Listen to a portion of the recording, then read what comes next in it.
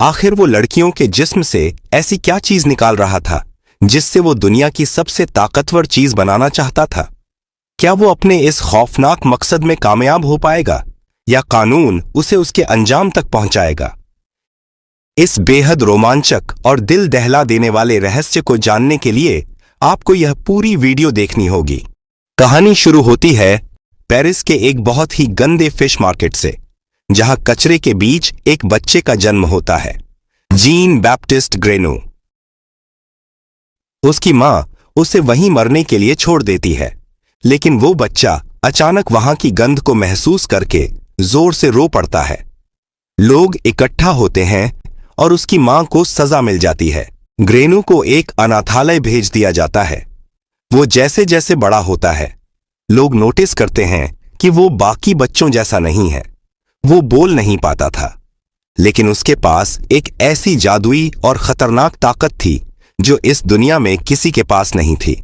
वो आंखें बंद करके भी मीलों दूर रखी चीजों, पत्थरों, यहां तक कि पानी के अंदर के मेंढकों की गंध को भी बिल्कुल साफ पहचान लेता था। उसकी इसी अजीब आदत की वजह से उसे एक चमड़े की फैक्ट्री में काम करने के लिए बेच दिया जाता है। एक दिन फैक्ट्री के काम से ग्रेनू शहर आता है। वहां पहली बार उसकी नाक में एक ऐसी जादुई और सम्मोहक महक आती है जो उसने अपनी जिंदगी में कभी नहीं सूंघी थी। वो महक एक फल बेचने वाली जवान लड़की की थी। ग्रेनू उस महक के पीछे इस कदर पागल हो जाता है कि वो दबे पांव उस लड़की के घर तक पहुंच जाता है। लेकिन वहां कुछ ऐसा अनर्थ हो जाता है जिसकी वजह से उस लड़की की जान चली जाती है। लड़की के मरने के बाद भी ग्रेनू उसके जिस्म से आ रही उस दुर्लभ महक को खोना नहीं चाहता था। यहीं से उसके दिमाग में एक अजीब सा फितूर बैठ जाता है। उसे समझ आ जाता है कि उसका जन्म इस दुनिया में किसी बेहद खास और अनोखी चीज को बनाने के लिए हुआ है। वो एक ऐसी चीज तैयार करना चाहता है जो इस पूरी दुनिया को उसके कदमों में ला दे। अपनी इस सनक को पूरा करने के लिए वो पेरिस के एक बूढ़े इत्र व्यापारी बाल्दीनी के पास काम सीखने पहुंचता है। ग्रेनू अपनी अद्भुत ताकत से ऐसे ऐसे लाजवाब इत्र बनाता है कि बाल्दीनी का डूबता हुआ बिजनेस आसमान छूने लगता है। यहां ग्रेनू पूछता है कि क्या किसी भी चीज की खुशबू को हमेशा के लिए एक बोतल में कैद किया जा सकता है। बाल्दीनी उसे इसके तरीके तो सिखाता है, लेकिन साथ ही इतिहास का एक ऐसा गहरा राज बताता है जिसे सुनकर ग्रेनू के होश उड़ जाते हैं। बाल्दीनी कहता है कि अगर कोई खास नोट्स को मिलाकर एक आखिरी अनोखा तत्व तैयार कर ले तो एक ऐसा जादू बनेगा जिसे सूंघते ही पूरी इंसानियत अपनी सुध बुध खो बैठेगी। लेकिन जब ग्रेनू यहां नाकाम होने लगता है तो वो इस विद्या को गहराई से सीखने के लिए एक अनजान शहर की तरफ निकल पड़ता है, जहां खुशबू को अमर बनाने के गुप्त तरीके सिखाए जाते थे। ग्रास शहर पहुंचते ही ग्रेनू की नाक एक ऐसी लड़की को ढूंढ निकालती है जिसकी महक सबसे जुदा थी। उसका नाम था लोरा।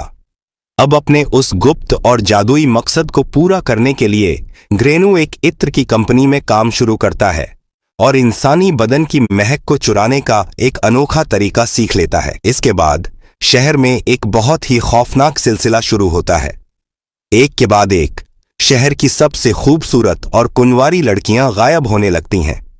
जब भी उनकी लाशें मिलती तो उनके बाल कटे होते और उनके जिस्म से कोई चीज चुरा ली गई होती थी। शहर का प्रशासन हैरान था, पुलिस बेबस थी, क्योंकि कातिल कोई सुराग नहीं छोड़ रहा था।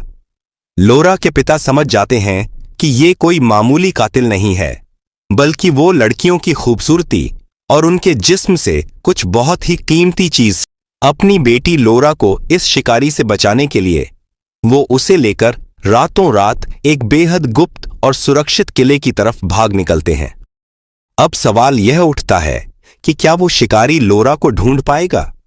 आखिर वो लड़कियों के जिस्म से ऐसी क्या चीज निकाल रहा था जिससे वो दुनिया की सबसे ताकतवर चीज बनाना चाहता था? क्या वो अपने इस खौफनाक मकसद में कामयाब हो पाएगा या कानून उसे उसके अंजाम तक पहुंचाएगा? इस बेहद रोमांचक और दिल दहला देने वाले रहस्य को जानने के लिए आपको यह पूरी वीडियो देखनी होगी।